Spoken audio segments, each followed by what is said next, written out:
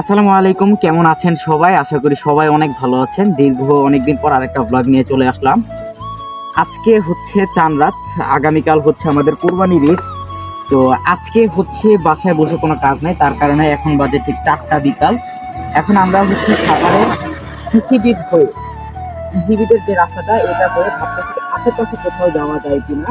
তো এর জন্য হচ্ছে আমরা আজকে আমাদের গন্তব্য হচ্ছে গোলাপগ্রাম। সাভার গোলাপগ্রাম সবার পরিচিত, তাই দেখি ছোট্ট করে আপনাদেরকে এটা ঘুরে নিয়ে আসি। ঠিক আছে, তো সবাই আমাদের সাথে থাকুন এবং ব্লগটা এনজয় করুন।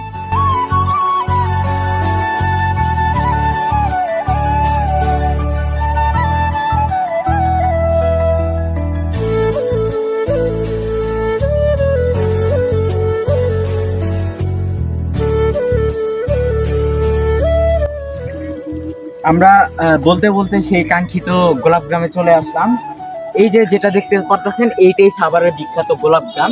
অবশ্য আমি গোলাপের প্লেসে নাই এখন, আমি হচ্ছে গোলাপগ্রামের যে গেটটা, এই গেটের একদম মেন যে একটা রাস্তা আছে এই রাস্তার মধ্যেই আছি। পিছনে একটা পুকুর, তাই দাঁড়ালাম।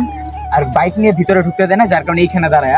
এই যে আশেপাশে দেখতে পারতেছেন সব হচ্ছে এগুলো গোলাপ আর গোলাপ। তো সাভারে যে আপনার বিখ্যাত বিখ্যাত গোলাপগ্রাম করেন, এইটাই সেই গোলাপগ্রাম।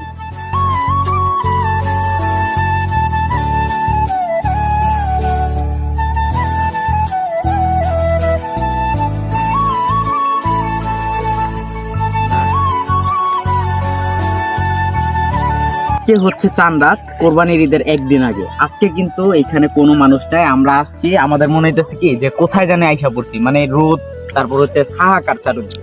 বাট আগামীকালকেই এই জায়গায় আপনার মানে আপনি পাড়া দিতে পারবেন না, এত পরিমাণ ভিড় হবে। কারণ এখানে প্রচুর পরিমাণ মানুষ কালকে ঘুরতে আসবে, আর একদিন আগে ফাঁকা।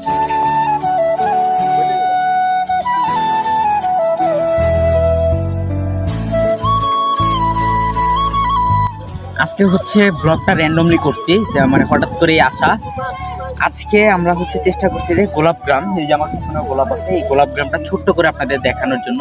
আসলে গোলাপগ্রাম নামটাই শুধু একটু বড়, তাছাড়া এখানে আহামরি কিছু নাই, শুধুমাত্র গোলাপই আছে। গোলাপের বাগান পিছনে, আশেপাশে গোলাপের বাগান, এই জিনিসটাই হচ্ছে গোলাপগ্রাম। যারা গোলাপ পছন্দ করেন তারা অবশ্যই এখানে আসবেন, আশা করি সবার ভালো লাগবে। যারা গোলাপ পছন্দ করেন আদার্স তারা আসার দরকার নেই, আসতে পারেন মাঝে মধ্যে, ওইভাবে আসার দরকার নাই। তো ঠিক আছে, সবাই ভালো থাকবেন, সুস্থ থাকবেন। আশা করি ভিডিওটা আপনাদের কাছে ভালো লেগেছে। সাভারের মধ্যে গোলাপ ক্রাবটা আপনাদেরকে ছোট্ট আকারে দেখাইছি। তো দেখা হচ্ছে নেক্সট কোনো ভিডিওতে।